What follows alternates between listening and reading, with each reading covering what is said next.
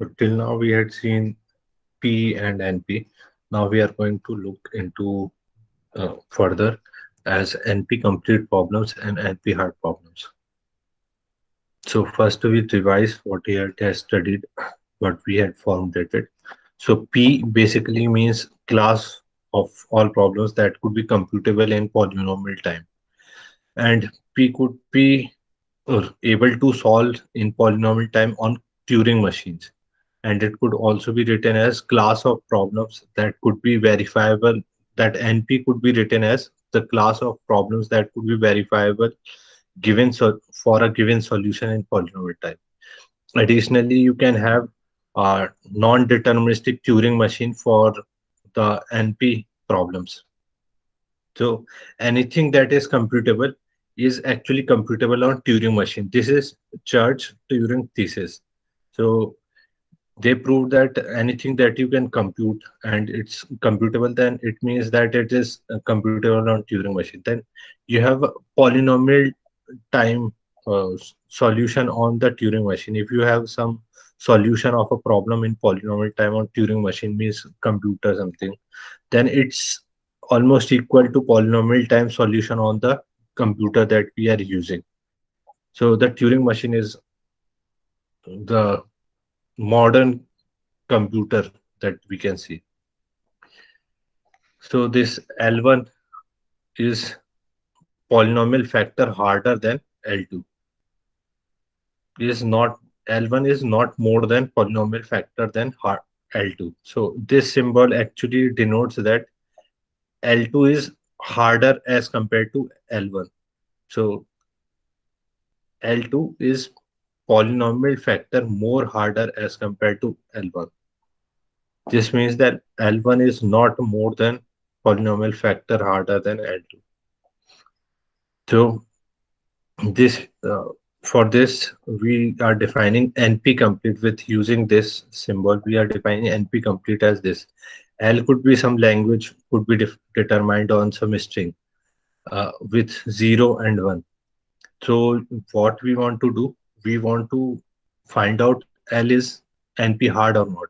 So first we need to know that L is belonging to NP. So if L is belonging to NP, then we'll check that there exists what is the relation between the L dash and L. So L dash belongs to NP and L is more harder as compared to L dash. So L is polynomial factor harder than L dash.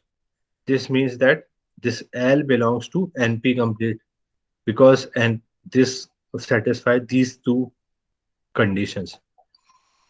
In what conditions L can be said as NP hard? So L can be said as NP hard, means even harder than NP complete. So it is said to be NP hard when you have that language L that satisfy the property 2, means this property is being satisfied, but not necessarily the property 1. Means now L is not is having a some solution, means L could be guessed by some Turing non-deterministic Turing machine, but you can't verify that solution even. So L is not in uh, NP, or you can also say that you can't even design a non-deterministic Turing machine for this L. Then it's not a NP problem. Thus, this L will become NP hard because there is L dash which is lesser harder as compared to L, and L dash is NP. So L becomes NP hard. Then you have another set of theory that says that there is a language L which is harder as compared to L dash, and you have this L dash belonging to NP complete. So L dash belonging to NP complete, and this L belongs to NP hard. Then you can say that because L belongs to NP, then you can say that L is also belonging to NP complete. Means it is a hard problem. Did you get my point? L dash is not harder than L. and L dash belongs to NP complete. This means that L dash should be in NP hard. Means L dash is much harder as compared to L dash. So NP complete should be. So we know that there is relationship between NPC problem, C drives P, and this is NP hard. So there is a relationship like this. And now you are saying the same thing. This is NPC and this is automatically deducible as NP hard.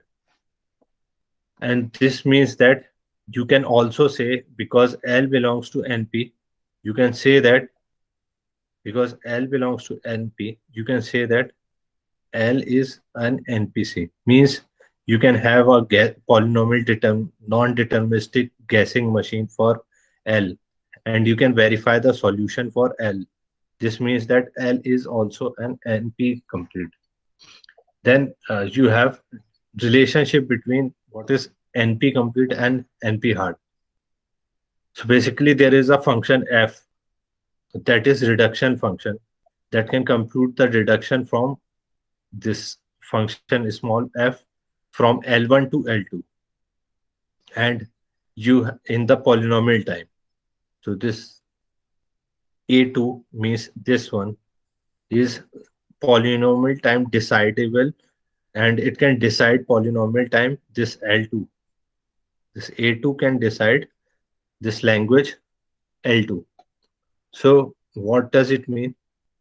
You can have this algorithm A1 means algorithm A1 is much harder as compared to A2.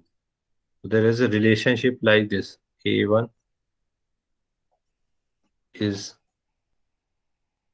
harder than sorry, A1 is harder than A2. So this should look like this. And you had transformed A2 into A1 in this figure. And you can generate some algorithm A1 that could have some input X, and that could use that A2 to generate to have this L2 designed, and that L2 could able to transform decidability of L1. Then you have the shortest path and longest path problem. We had seen there is simple path that exists between the shortest path, but it is difficult to generate some longest path like this. So it needs too many vertices and complex diagrams. So you have a polynomial time solution for the shortest path, but you have no polynomial time solution for the longest path. And there is order of n to the power c in the case of unity type of uh, word that number of uh, e- so the edges have unity weight. So you have order of n to the power c, where c is some constant. Then we'll see the set of NP complete problems. First, we'll start with the three set, which was being defined first by the Cook's theorem. So this is part of Cook's, we can say. And first of all, what is circuit satisfiability? This is a circuit, and what is definition of circuit satisfied? What is question of that circuit satisfiability problem? So it says that given a Boolean combinatorial circuit, this is this one or this one, anything, and it is composed of and or not gate.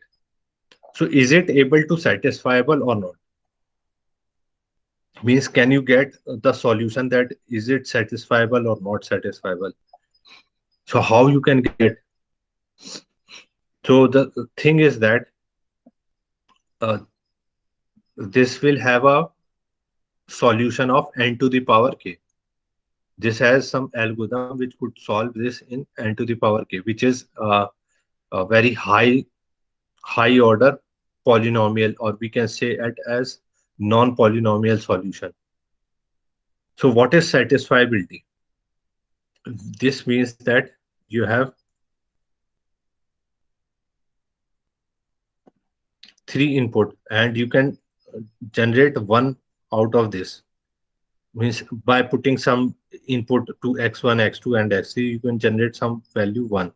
This is satisfiable. So this is satisfiable. But there is no assignment that you can put for x1, x2, and x3 over here that can generate 1. So it's not possible to generate 1. So detecting that given a Boolean combinational circuit with these gates, can you detect whether it is 1 or it will never produce 1? So how can you detect this? Means it's not possible in polynomial time. Till now, till date, we don't have solution. So what does we want to say? That for this two set problems, means variable 1, variable 2, variable 1, variable 2, variable 1, variable 2, and they form some parentheses like this, and they have then three set problem: one variable 1, variable 2, variable 3, 1, 2, 3. So they form set like this. So the two set problem is solvable, means you can have a deterministic algorithm that can determine whether this circuit or this Boolean algebra have the satisfiability or not satisfiability. But you don't have any polynomial time algorithm for solving this 3CNF. So there is no polynomial time solution for this 3CNF. And for two set, you have order of number of clauses. Here it's a 3. So the number of clauses are 1, 2, and 3. And here you can't even have any polynomial time algorithm known till now. Then why we don't have this polynomial time algorithm known till now? So we can say that there is NP, it is a NP complete problem with this type of notion that there are n Boolean variable x1, x2 up to xn, and there are m Boolean connectives that we had seen. We can say clauses, or then it is being separated out with some parentheses, and there is big omega of 2 to the power n, means asymptotic lower bound, means at least it needs 2 to the power n uh, amount of time to solve something. So here circuit satisfiability is less harder as compared to set problems. Means here you have 2 to the power n omega, and you have, so this notation is true. We can say that order of n to the power k.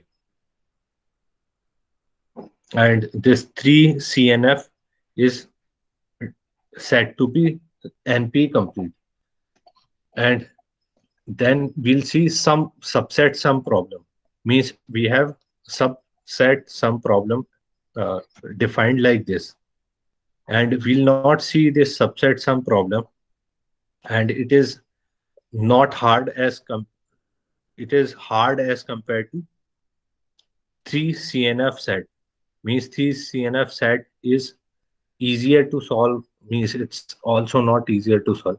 We can say that subset sum is more harder as compared to 3CNF set problem. And we will explore this part because we are dealing mostly with graph theory. So we'll see this part: Clique, vertex cover, and Hamiltonian cycle, and TSP. So we can say that again 3CNF set problem is not as hard as clique problems. So we'll see what is clique problem. What is clique problem? We'll see over here. So the clique problem is that you have a subset of vertices, and you have each pair of these connections over the edges. So there are various connection pairs, and you have cliques as a complete subgraph in G. So you form a clique that will form a complete subgraph inside G, and you want to find the there are various sizes of cliques in a graph. So in a graph, you can form a clique, means a complete graphs. So there are many set of complete graphs in the bigger graph. So there are many set of complete subgraphs in a large graph. You want to find all of them, and you can say you want to find the size k, means the three size of complete graph, four size of complete graph, five size of complete graph. So you want to find that. So that's the actually cliques problem or optimization problem, means you can detect some optimal solution for finding out all these cliques in the larger graph. And if we define it as a decision problem, then what we want to define it, this is NP complete. So a decision problem NP complete is whether we can able to find a clique of size k in a graph. Means there could be three size clique, four size clique, five size clique. So there could be k size clique. So we want to detect whether there is a k size clique inside graph or not. So this is NP complete problem. Then we can deduce this clique problem into 3CNF satisfiability. So this is a claw conjunctive. This is another conjunctive. This is another conjunctive. And we defined it in terms of this, in terms of this. So this conjunctive could be formed in terms of this graph could be converted into each node could represent some, each node could represent some variable, and that combination of variable could form conjunctives. So this is how we can reduce the problem of clique to 3CNF. So we next see the vertex cover. I hope that you know about what is vertex cover, and we'll see the vertex cover again a subset of vertices that could have all the edges inside, all the edges inside the in the vertex cover, so that you need to find out the minimum amount of vertices that can collect all the vertices, all the edges. So you need to find out a minimum number of vertices that can cover, that can actually contain all the edges, that can cover all the edges. So this is what is a vertex cover. Then you can see these problems. These are basic problem, vertex cover, cliques. So I'm not going in detail of them. So the size of vertex cover is basically number of vertices in it. And the vertices cover problem is like to find out vertex cover that is having minimum number of vertices, minimum number of size, means minimum number of vertex cover in a given graph. So the NP complete problem was this, and you don't have any polynomial time solution till now for this problem. Determining whether a graph has a vertex cover of a given size k, means you don't know, you have given a large graph, bigger graph. So these problems actually fails for the bigger graph. So the bigger graph actually have uh, these problems are true in case of bigger graph. Means for smaller graph you can solve these problems. These questions are being solvable for the smaller graph, but these problems are not solvable for the enough large graph. So these problems are true in case of larger graphs.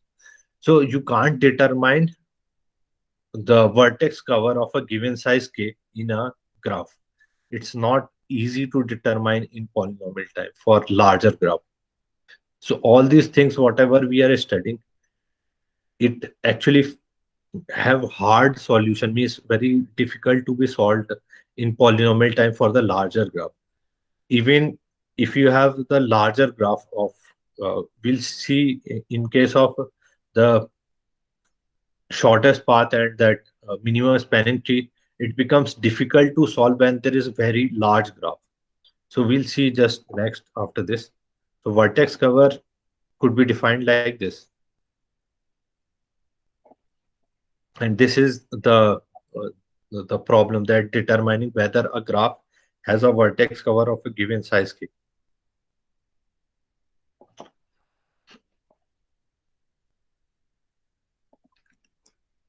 So these are the edges basically uh,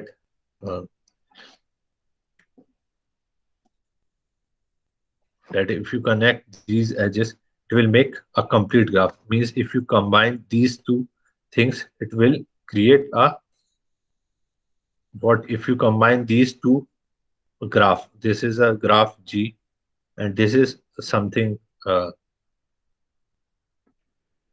G dash. It will make a complete graph. This will make a complete graph. How it will make a complete graph, we'll see. So it is U and Z is connected,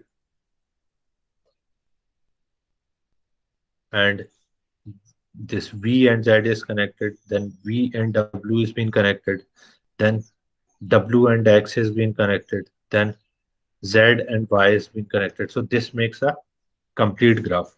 This is a now this is a complete graph. This is what we had said. So this vertices cover could be actually reducible to that's what we said clique problem. So basically detecting the clique. So this is actually a clique inside a graph. We can say it's a clique. This is a clique inside a graph. There will be a bigger graph. So we can say this as a bigger graph. So this is a big graph, and this big graph have this complete graph inside it. And this complete graph we can say what as clique. So once we had reduced this clique into, we can reduce this clique into vertex cover, or we can reduce this vertex cover into clique. So this transformation could be possible. Then we have this Hamiltonian cycle. This vertex cover and is having can be transformable to the Hamiltonian cycle. We'll see how. So this is vertex cover. So this is a vertex cover, we can say, and it could be Hamiltonian cycle like this. If there is some vertex S1 and there is another vertex S2, this is creating a Hamiltonian cycle. This is how you can do the reduction of vertex cover to the Hamiltonian cycle.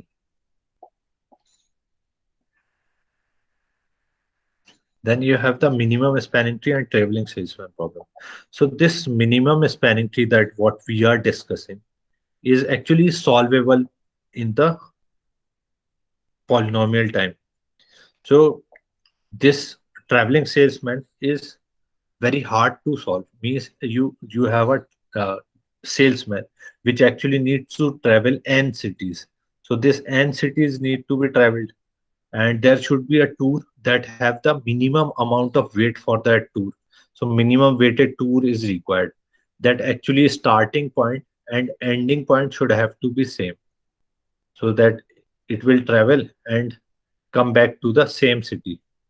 So this start and end should be the same city. So this starting and ending city should have to be same. So he had traveled many location and come back to the same location. And this is factorial time. So it is factorial time. So it's factorial time. Now, if you think for solving factorial, means even for the 20 factorial, it will produce very large number. Means it's very hard to solve any any algorithm which is order of 20 factorial. So it's not possible to solve it even with a smaller number of vertices. So it's just fail at 20 vertices, this type of thing. Now just think in the traveling with salesman. So it can be solvable for 500 nodes in a polynomial time. But what if you increase this 500 vertices to 5 billion vertices? I'm talking very, very large. And I'm talking in terms of big graphs, big graphs. So for these problems, like the polynomial time solvable, like the minimum spanning tree, you would have a polynomial time solution. I agree. But assume that 5 billion vertices.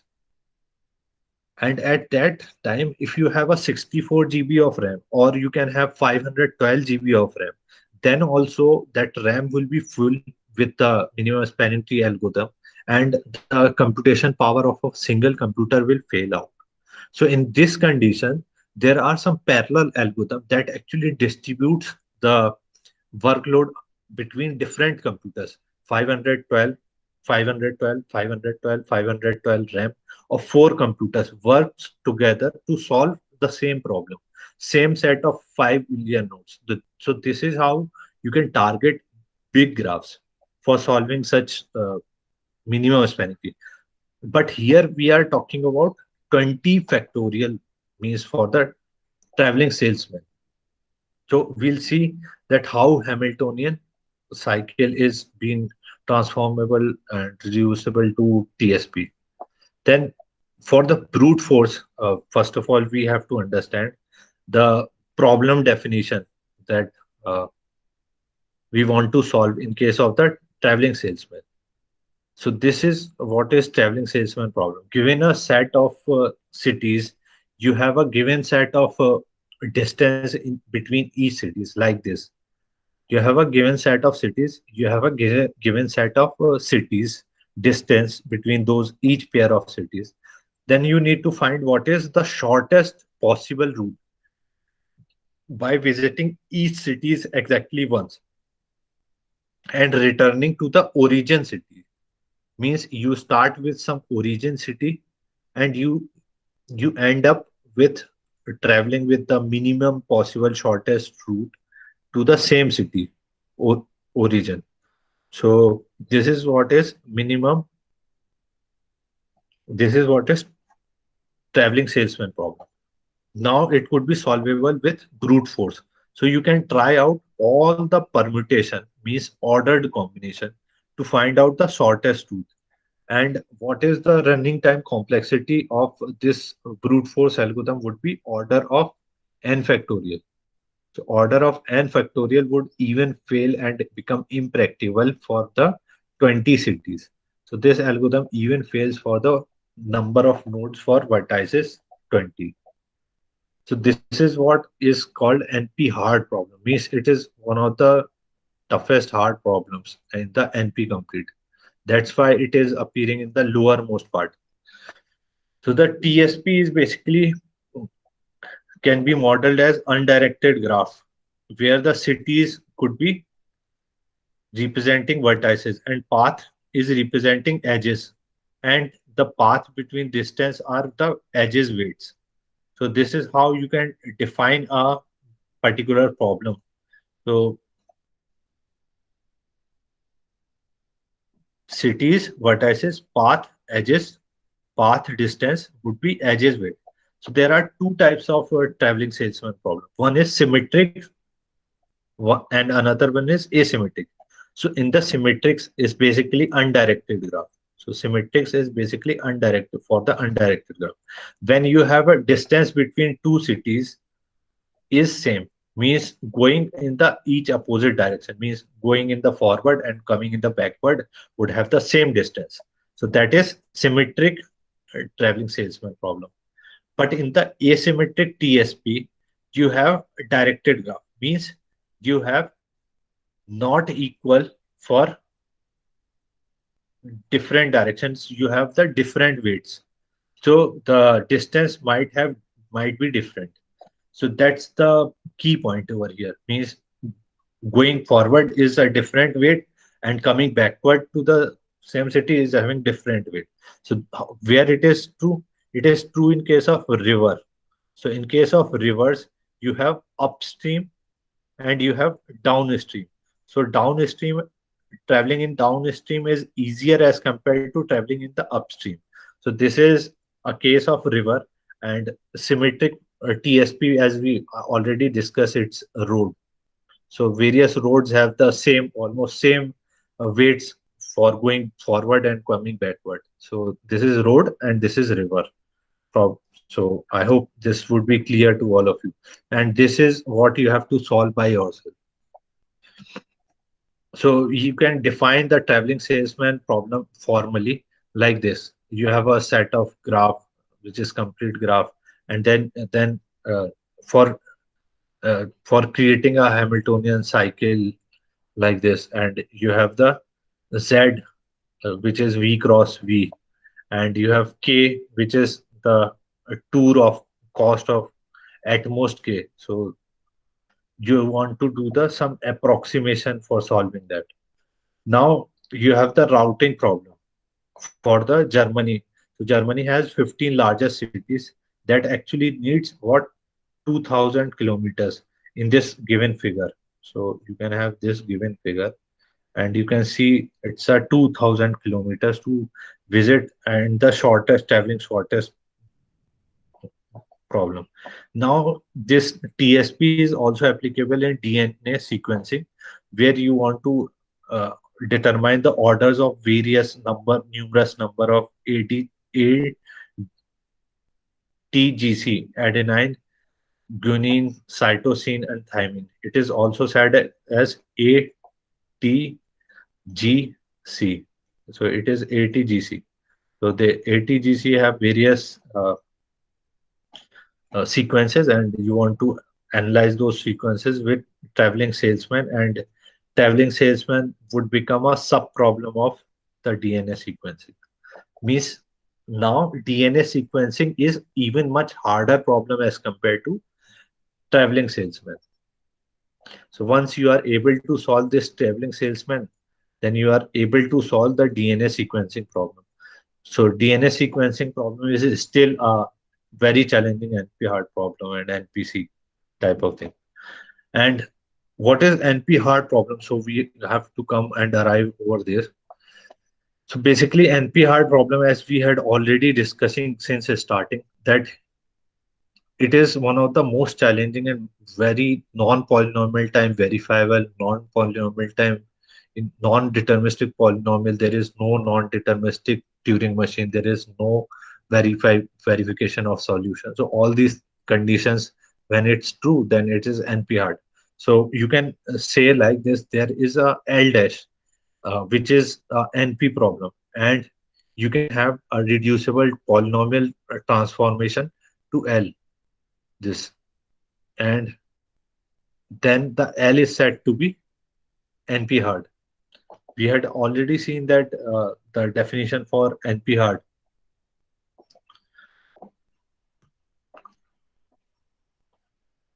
So this NP hard is a problem which is hard as compared to NP complete. So the problem which is even harder than the NP complete, it's NP hard, and it is not necessarily a deciding problem. So it might be optimization problem, and it's not necessarily a decision problem. So what are the optimization problem? Like neural networks, like in data mining, machine learning, there are various numerous optimization problems. In artificial intelligence, there are various optimization problems. So basically, this neural network is a optimization problem. So you can go when you go for studying some higher studies, intelligent algorithms, data mining algorithms, like machine learning algorithms, like the some of the other algorithms. So these are optimization problems, and these are not decidable problems that could have the decisions fixed yes or no. So they actually do the probable prediction that if a customer had purchased bread butter, then most probably it will purchase jam. So it is probability that if somebody had purchased bread and butter, most probably it will purchase jam. So the advertisement for jam is being given to the website, on the website. So this is how, we can say it's optimization problem. Then if an NP complete problem is in P, if NP complete problem is in P, then we can say P is equals to NP. If we know that P is not equals to NP, if we know, which is accepted by the most of the researchers, P is not equals to NP, then NP complete problem is in NP minus P. What is NP minus P? So it is could be written as NPC equals to NP in the set theory. So this is a set theory like this. NP minus P is what? NP complete. NP minus P is what? NP complete. If this condition was been true. So this figure was saying that you have something which is in between these two things. P equals to NP and P is not equals to NP. Then the for the three set and TSP longest path problem. So all these type of problems. So whatever we had studied in NP complete. So are it possible to write some fast algorithm? Means is it possible for us to write a polynomial time solution or polynomial time algorithm for this? Is it possible? Or there is no problem existing and no algorithm exists for these problems? So if you want to find out the answer, then you want to find out the answer for whether P is equals to NP or P is not equals to NP. Once you able to find out this solution, then you are able to decide that there does not exist a problem solution for this problem, or you can have a solution but you don't know the solution currently. So this is because of we don't know what is the actual set of this P and NP. What is exact relationship between? We don't know the relationship between NP and P. Once we know the relationship between P and NP, we could able to decide either there exists some solution but we don't know, and or we can say that there is no solution at all. Means if we say that these problems are hard to solve, currently we believe that these are NP hard problems, means P is not equals to P. P is not equals to NP. So currently we believe that P is not equals to NP, which most of the researcher actually believes. Then the NP hard problem cannot be in polynomial time. So this means that all these problems are in not in polynomial time. So it's not in polynomial time. Means none of them could be possible to be solvable in polynomial time. So this is what is basic theory. So we had completed all these things. Now you just look that this whole set actually belongs to NP complete, and it actually belongs to the upper part of N lower part of NP hard, like this. So this region, whatever we had discussed, belongs to this. It is also NP hard. This region is also said to be NP hard. This region is also said to be NP. So this is mixture of and of all the three things. So this is said to be NP complete. So it is said to be NPC, this region, and we discussed this NP complete region. And by the way, this hardness keeps on increasing. That's why we talked about reducibility and polynomial time transformable and the relationship between this symbol, that it is not polynomial factor harder as compared to this and that. So this is what is traveling. That is what we can say NP complete problem. And next we'll discuss about traveling salesman problem approximation. So we will discuss about the approximation algorithm for the traveling salesman just next. Thanks.